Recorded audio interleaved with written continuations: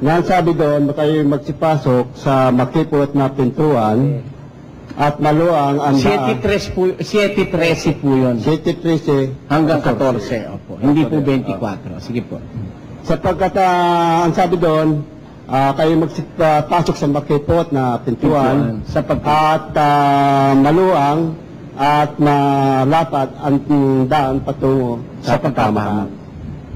Ang tanong ko po ngayon ito, paano po malalaman na ang isang bayan ng Diyos ay siya nga ay may palatandaan para makapasok doon sa makipot? Paano po malalaman na makapasok doon sa makipot na pintuan? sino po ang Yung isang tao na yung talagang magsisipasok doon sa makipot. paano po malalaman Paano malalaman kung talagang siya ay anak ng Diyos o bayan ng Diyos? o nakapasok na siya? Ganun po ibig sabihin. Ganito po yon. Kasi yung pong tinutukoy na makipot na pintuan, si Kristo po yun eh. Pakinggan niyo po sa Juan 10:7. Muli ngang sinabi sa kanila ni Jesus, katotohanang sinasabi ko sa inyo, ako ang pintuan ng mga tupa. Ang pintuan pong papasukan ng mga tupa si Kristo. Inilarawan siya sa isang narrow gate o makipot na pintuan. Paano natin malalaman kung ang isang tao ay nakapasok doon sa makipot na pintuan na siya nga si Kristo? Kasi yung Kristo, pinapasukan yung bilang pintuan eh. Paano natin malalaman? Pakinggan niyo po sa awit 118. Ganito po ang ating mababasa. Buksan ninyo sa akin ang mga pintuan ng katwiran, aking papasukan. Ako'y magpapasalamat sa Panginoon. Ayon. Buksan niyo ang mga pintuan ng katwiran sa akin, aking papasukan, at magpapasalamat ako sa Panginoon. Therefore, ang isang manifestasyon ng taong nakapasok dun sa pintuan, natuto siyang magpasalamat sa Diyos. Natuto siyang tumanaw ng utang na loob sa Diyos. Ang katunayan po'y ganito. Sa 103 hanggang 5 ng awit, ganito po ang nakasulat doon. Alamin ninyo na ang Panginoon ay siyang Diyos. Siya ang lumalang sa atin at tayo'y Kanya. Tayo'y Kanyang bayan at mga tupa ng Kanyang pastulan. Magsipaso kayo sa Kanyang mga pintuang daan na may pagpapasalamat at sa Kanyang looban na may pagpupuri. Magpasalamat kayo sa Kanya at purihin ninyo ang Kanyang pangalan, sapagkat ang Panginoon ay mabuti, ang Kanyang kagandahang loob ay magpakailanman. Ayun. Sabi po sa Biblia, magsipaso kayo sa Kanyang mga pintuan daan na may pagpapasalamat at sa Kanyang looban na may pagpupuri. Purihin ninyo ang Panginoon, sabi sa Biblia. Kaya, ang tao ho na nakapasok dun sa pintuan, sinasabi sa Biblia, natuto siya ng katwiran, natuto siyang pumuri sa Diyos, natuto siyang magpasalamat. Ang mga palatandaan ho na ikaw ay nakapasok doon, natutunan mo yung katwiran ng Diyos dahil pintuan ng katwiran ang tawag dun sa Biblia. Ang nakapasok doon, ibig sabihin, nasakop na siya ng katwiran. Napailalim na siya sa katwiran.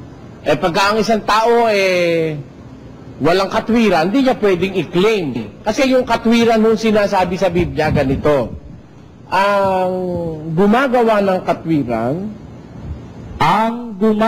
ng katwiran ay matuwid, gaya niya na matuwid. Ayun. Pag ang tao nakapasok na doon kay Kristo, magiging matuwid siya. Kung halimbawa, dati ang lakad niya ay mali-mali, liku-liko, tutuwid siya, mamamanifest, mararamdaman ng tao, makikita ng kanyang mga kapitbahay, na siya ay tumuwid. Kung talagang nakapasok siya doon sa makipot na pintuan, napabuti siya, nagbago siya ng buhay.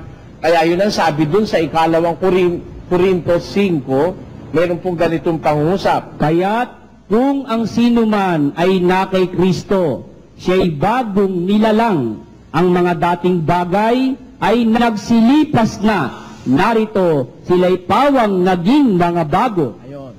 Kung kay Kristo ka na, napasok ka na kay Kristo, bago ka nang nilalang. All of the things of the past, nakalipas na yon. At narito ang wika, sila'y tawang naging mga bago. Kaya po, isang palatandaan o manifestasyon, yung pagiging matuwid ng tao, nakapasok na siya sa katwiran, natuto siyang magpakatuwid. Yun po, mga manifestasyon yun. Sige po. Ay bakit po sinabi ng ating Panginoon doon, kayo'y magsipilit, pumasok sa makipot, at kukunti ang makakasumpong noon. Samantalang dito, sa kabila, maluwang at malapad, at marami ang makakapasok doon sa pamakan. Kaya nga po sinabi niyang magpilit pumasok sa makipot dahil nga kung makipot, siyempre pipilitin mo. Magpipilit ka. Ang pagpipilit, ang initiative, kailangan meron kang initiative sa puso mo. Ibig sabihin nun, ikaw ang meron kang talagang pagpupursige.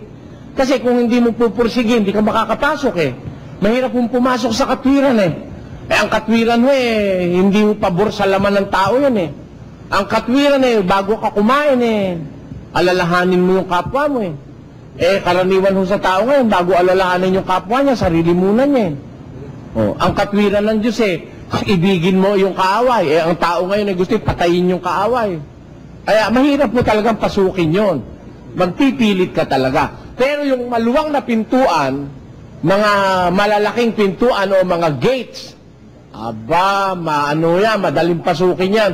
Kaya nga pag ang isang pananampalataya, mali, hindi totoo sa Diyos, madaling makapasok Maraming miyembro, ganun ho ang nangyayari. Mabilis na dumadami. Pakinggan nyo sa awit.